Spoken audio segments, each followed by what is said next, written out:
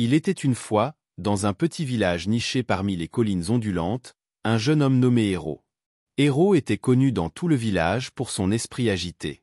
Il était toujours en train de penser, d'analyser et de s'inquiéter du passé et de l'avenir. Son esprit était encombré de pensées et il ne trouvait jamais la paix. Un jour, Héro entendit parler d'un maître zen renommé qui vivait au sommet d'une montagne lointaine. On disait que ce maître possédait le secret pour trouver la paix intérieure et la tranquillité.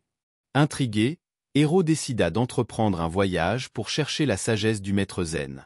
Après des jours de voyage ardu, Héro atteignit enfin le sommet de la montagne. Là, il trouva le maître zen assis tranquillement, les yeux fermés, en profonde méditation. Héro s'approcha du maître et s'inclina respectueusement. « Maître, dit Héro, je suis venu chercher votre guidance. Mon esprit est agité et j'aspire à la paix intérieure. Pouvez-vous m'apprendre à vider mon esprit ?» Le maître zen ouvrit les yeux et regarda Héro avec un sourire serein. « Très bien, je vais t'enseigner, » répondit-il. Le maître conduisit Héro vers une petite cour ornée d'un magnifique jardin. Au centre de la cour, il y avait un grand bassin de pierre rempli d'eau à ras-bord. Héro regarda le maître qui prit une louche et la plongea dans le bassin, remplissant la louche d'eau. Puis, il versa l'eau dans un petit bol vide. « Maintenant, Héro, dit le maître, ta tâche est de vider le bassin. Tu dois transférer toute l'eau du bassin au petit bol sans en renverser une seule goutte. » Héro regarda la tâche qui l'attendait et se sentit perplexe. Comment pourrait-il vider tout le bassin d'eau dans un si petit bol? Néanmoins, il accepta le défi et commença à puiser l'eau du bassin. Pendant des heures, Héro puisa et versa, mais peu importe ses efforts, le bassin restait plein d'eau. La frustration s'insinua dans son cœur et son esprit devint encore plus agité. Le maître zen observa Héro lutter avec un regard compatissant.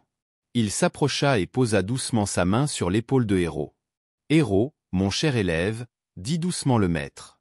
Tu essaies si fort de vider le bassin, mais tu as oublié la première et la plus cruciale des étapes.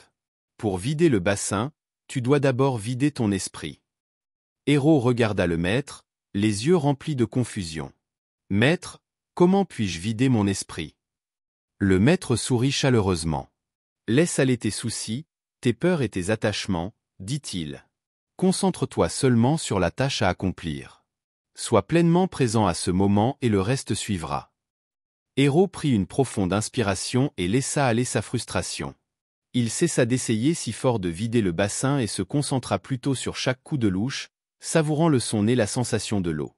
Peu à peu, il entra dans un état de flux, son esprit devenant clair dans ses mouvements. Sans effort. Alors que Héro vidait son esprit, quelque chose de miraculeux se produisit. Le bassin sembla répondre à sa nouvelle tranquillité. À chaque coup de louche, l'eau coulait sans effort dans le petit bol et le bassin se vida progressivement. Enfin, Héro versa la dernière goutte d'eau dans le petit bol. Il regarda le maître zen avec émerveillement et gratitude. « Tu vois, Héro, dit le maître. Lorsque tu vides ton esprit, tu permets à l'univers de couler à travers toi.